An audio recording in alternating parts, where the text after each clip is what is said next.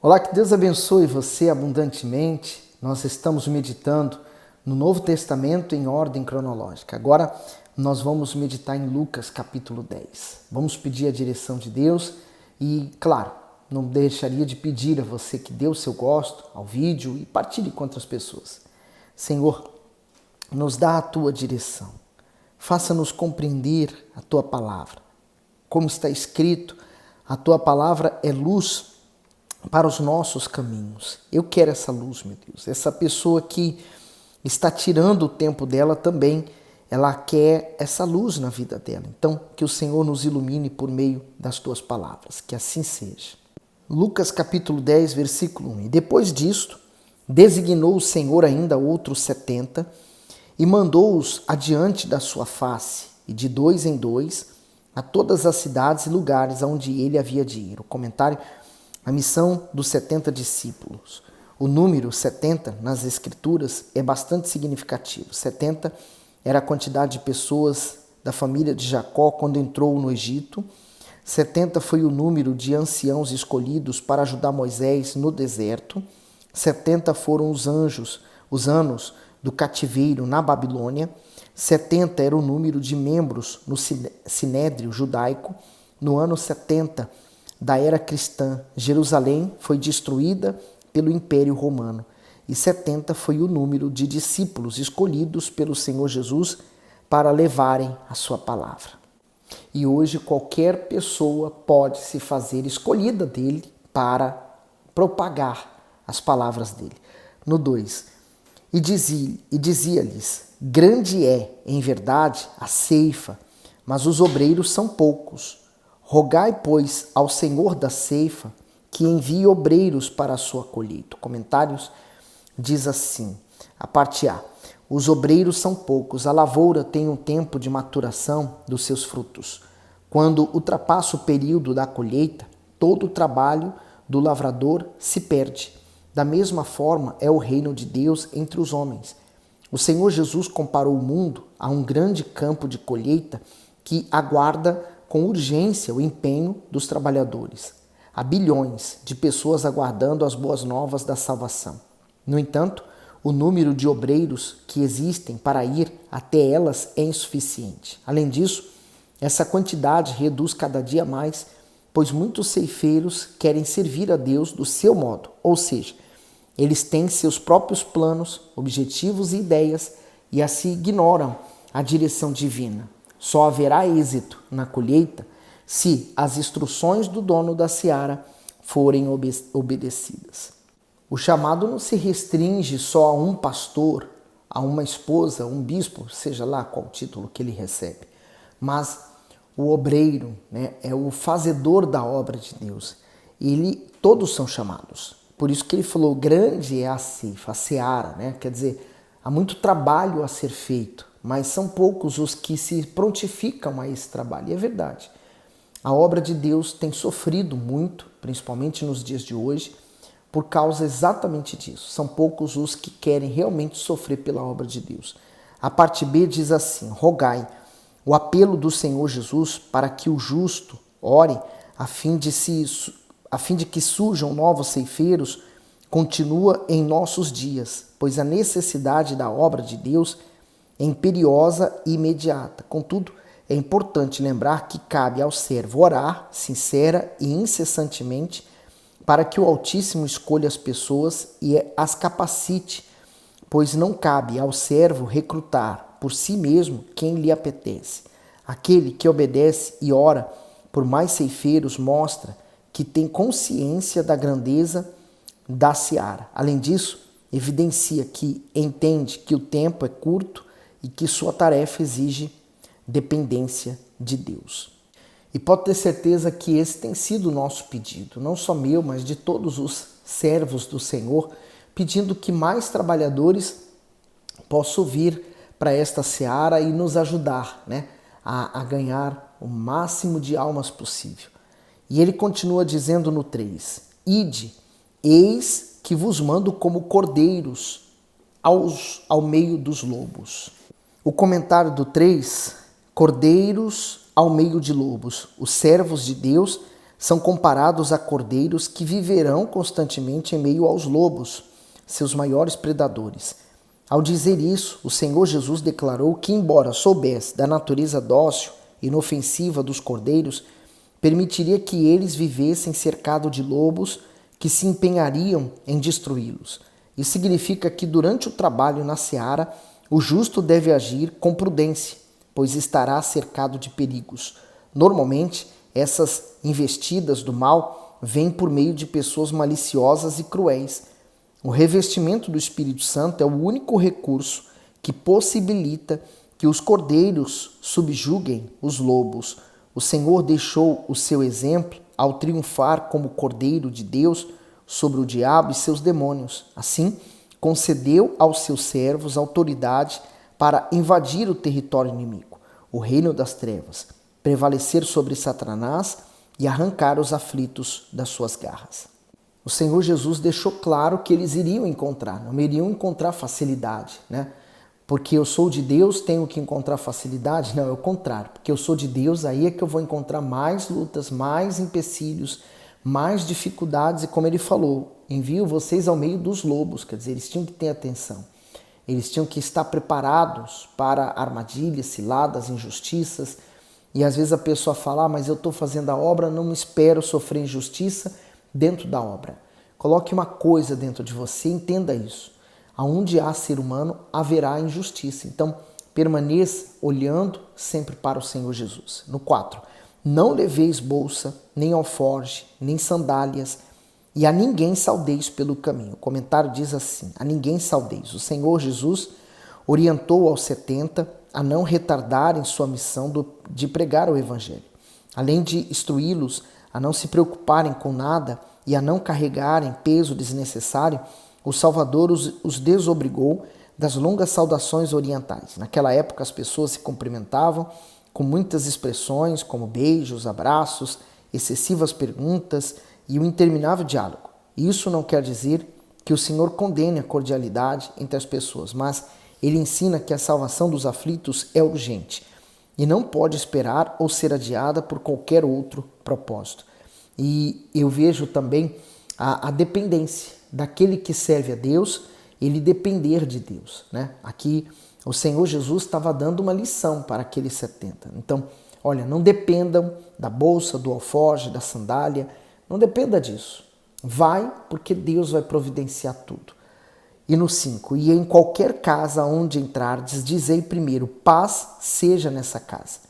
E se ali houver algum filho de paz, repousará sobre ele a vossa paz, e se não, voltará para vós. E ficai na mesma casa, comendo e bebendo do que eles tiverem, pois digno é o obreiro de seu salário. Não andeis de casa em casa, e em qualquer cidade em que entrardes e vos receberem, comei do que vos for oferecido. Então, quer dizer, eles seriam servidos, né? Haveria alguém que providenciaria o sustento deles. Então, eles iriam, não sabiam quem, aonde, como, mas Deus havia preparado e iria preparar tudo. No 9, e curai os enfermos que nela houver, e dizei-lhe, é chegado a vós o reino de Deus. O comentário aqui diz o seguinte, é chegado a vós. A missão dos 70 era oferecer oportunidade de salvação a todos. A mensagem era simples e consistia em dizer que o reino do Messias e ele próprio haviam chegado a Israel. Essa verdade deveria ser anunciada com poder e autoridade, de modo que os enfermos da cidade fossem curados. O ministério terreno do Senhor Jesus foi marcado por milagres, porque a vontade de Deus para os homens é que eles desfrutem de uma vida abundante. Ao designar que seus servos façam as mesmas obras, ele comprova que o seu desejo continua o mesmo. Hebreus 1, 10 ao 12, e tu, Senhor, no princípio fundaste a terra, e os céus são obras de tuas mãos. Eles perecerão, mas tu permanecerás, e todos eles, como roupa, envelhecerão. E como um manto os enrolarás, e serão mudados, mas tu és o mesmo, e os teus anos não acabarão.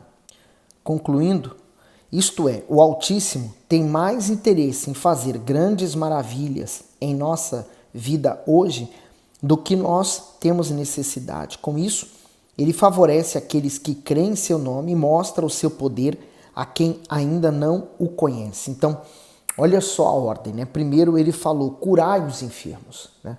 Então esse é um mandamento de Deus para o servo dele. Nós curamos as pessoas. Eu lembro de Pedro, que estava à porta do templo, ele olhou para aquele paralítico e disse, ouro e prata não tenho, mas o que eu tenho te dou, levanta e anda. Então ele curou aquele rapaz, aquele homem naquele dia. Ele falou depois, é chegado a vós o reino de Deus. Então se é chegado o reino de Deus é porque um outro reino está saindo. O reino das trevas. É como uma batalha que acontece, mas uma batalha espiritual, onde a luz, ela luta contra as trevas recuam conforme a luz, ela avança. 10. Mas em qualquer cidade em que entrardes e vos não receberem, saindo por suas ruas, dizei, até o pó que da vossa cidade se nos pegou, sacudimos sobre vós. Sabei com tudo isto, que já o reino de Deus é chegado a vós. Então, o Senhor Jesus deixou claro que haveria lugares que eles não seriam aceitos. Porém, mesmo assim, eles deixariam bem claro que o reino de Deus havia chegado. 12. E digo-vos, será mais tolerável naquele dia para Sodoma do que para aquela cidade. Só vamos lembrar o que Sodoma fez, né? Sodoma era o centro de uma religiosidade pagã, da idolatria, da lascívia, quer dizer, o prazer sexual, né? A busca desenfreada no prazer sexual. Então, Sodoma pereceu, foi destruída. Então, vai haver mais tolerância para ela no dia do julgamento do que aquela que, ouvindo que o reino de Deus estava à disposição e negou. No 13. Ai de ti, Corazim, ai de ti, Betsaida, porque se em Tiro e em Sidom se fizessem as maravilhas que em vós foram feitas, já muito assentadas em saco e cinzas se teriam arrependido, quer dizer, aquelas cidades teriam se arrependido em humilhação, elas teriam alcançado a misericórdia de Deus. 14. Portanto, será mais tolerável para Tiro e Sidom no juízo do que para vós. E tu, Cafarnaum, que foste levantado até o céu, até o inferno será abatido. Comentário diz, ai de ti, os habitantes de Corazim, Betsaida e Cafarnaum receberam ensinamentos e numerosos milagres do Senhor Jesus, mas ainda assim não creram nele. Com isso, essas cidades se tornaram culpadas e por isso colheram a própria destruição. Isso comprova que quanto mais oportunidade uma pessoa recebe, mais será exigido dela. Ou seja, aquele que muito viu, ouviu ou experimentou os privilégios celestiais, mas não os valorizou, prestará contas disso. Afinal, a justiça divina é perfeita, por isso não pode inocentar quem prefere se manter na injustiça. Esse princípio desperta temor e tremor, pois assim como o juízo veio a essas 3 cidades, virá para aqueles que agem com incredulidade diante da palavra de Deus. Embora um dia tenham se beneficiado dela, se não se arrependerem disso, enfrentarão a sentença que já está determinada. Quantos oficiais hoje ouvem a palavra de Deus, mas fazem o contrário do que aprenderam? Então, dessas pessoas, de mim, então, nem se fala. Seremos cobrados muito mais do que outras pessoas. 16. Quem vos ouve a vós, a mim me ouve. E quem vos rejeita a vós, a mim me rejeita. E quem a mim me rejeita, rejeita aquele que me enviou. É forte, né? Às vezes o homem de Deus é visto como homem falando, não como homem de Deus, né? Então a pessoa não deixa aquela palavra entrar, ou pensa, não, ele quer o meu mal. Pelo contrário, o homem de Deus está querendo o seu bem. 17. E voltaram 70 com alegria, dizendo, Senhor, pelo teu nome, até os demônios se nos sujeitam. Sabe, fazer a obra de Deus é isso aí. Nós temos uma alegria muito grande, né? De, por exemplo, receber uma pessoa que estava destruída de rastros e ver ela se reconstruir na fé. É muito bom, é prazeroso, né? Mas olha a resposta com respeito a isso, né? Principalmente quando você vê os demônios nos obedecendo, você diz de joelhos, ele fica, em pé ele fica, sai em nome de Jesus e ele vai embora. Então tudo isso nos traz uma satisfação, porque nós estamos vendo a obra de Deus se realizar através de nós. Mas olha o que Jesus falou para ele, 18. E disse-lhe, eu via Satanás como raio cair do céu. O comentário 17 e 18. Os 70 voltaram de sua missão cheios de alegria, relatando ao Senhor os prodígios que fizeram. Mas, ao invés de aplausos, receberam do mestre uma repreensão, pois aqueles deslumbramento e aquela admiração poderiam se transformar em vaidade e arrogância. Como os discípulos eram inexperientes, foram alertados sobre a queda de Satanás, que apesar de ter sido o anjo mais importante do céu, foi derrubado pelo próprio orgulho. Isso mostra que o servo jamais deve perder a humildade, nem tomar para si a glória que é somente de Deus. O poder e a autoridade conferidos a ele, a fim de que realize a obra do Senhor, além do talento, da habilidade, da força que recebe no dia a dia, pertencem exclusivamente ao Altíssimo. Por isso que lá em Apocalipse é dito que houve uma batalha no céu. Miguel e os seus anjos batalharam contra Satanás e os demônios, anjos que antes serviam a Deus e que se rebelaram. E não houve mais lugar a eles nos céus, mas foram precipitados na terra. Então, Satanás ele é o princípio do pecado. O pecado deu origem a ele. Ele se originou no pecado, na iniquidade, nos desejos infames, na inveja. E ele conseguiu seduzir Eva também com esse desejo e criou tudo que hoje existe. E Eva, ela conseguiu trazer Adão junto com ela. No 19, eis que vos dou o poder para pisar em serpentes e escorpiões, e sobre toda a força do inimigo, e nada vos fará dano algum. Então, o Senhor Jesus estava deixando claro que por causa dele, a vitória que ele alcançou na cruz, todos nós que cremos nele, que cremos em Jesus, recebemos esse mesmo poder de pisar nas forças espirituais do mal. No 20, mas não vos alegreis, porque se vos sujeitam os espíritos, alegrai-vos antes por estarem os vossos nomes escritos no céu. O comentário diz assim, escritos no céu. Embora servir ao Altíssimo seja um privilégio e provar do seu poder seja um prazer imensurável, nenhuma experiência, por mais sublime que seja, pode suplantar a alegria de ter o nosso nome escrito no livro da vida. Apocalipse 3, versículo 5. O que vencer será vestido de vestes brancas, e de maneira nenhuma riscarei o seu nome do livro da vida, e confessarei o seu nome diante de meu Pai e diante dos seus anjos. Concluindo o comentário, é nesse registro celestial que dá direito ao ser humano de morar com Deus na eternidade. Portanto, nenhum prestígio, nenhuma honra ou riqueza deste mundo podem se comparar à conquista do bem mais precioso que existe, a salvação. Por isso que a salvação é uma herança. O Senhor Jesus nos deixou essa herança, de podermos estar com Ele na eternidade e desfrutar da grandeza do nosso Deus. Mas, para isso, temos que nos esforçar aqui na terra. A entrada nos céus, ela não se dá de qualquer maneira. É preciso um esforço. Por exemplo, vamos imaginar aqui uma criança. Ela vai ser formada no ventre da mãe. Durante aqueles 9 meses, a criança está sendo formada, gerada. Ela não vai permanecer para sempre no ventre da mãe. Vai chegar um momento que ela vai nascer. Então ela vai sair daquele universo e ela vem para o mundo que nós conhecemos. Então, normalmente a criança ela chora. Quando ela sai daquele ambiente, vem para este. Então, o ser humano cresce e ele dura quantos anos? Vamos supor aqui uma idade média de 80 anos. Ele vai durar seus 80 anos aqui na Terra, mas também vai acabar.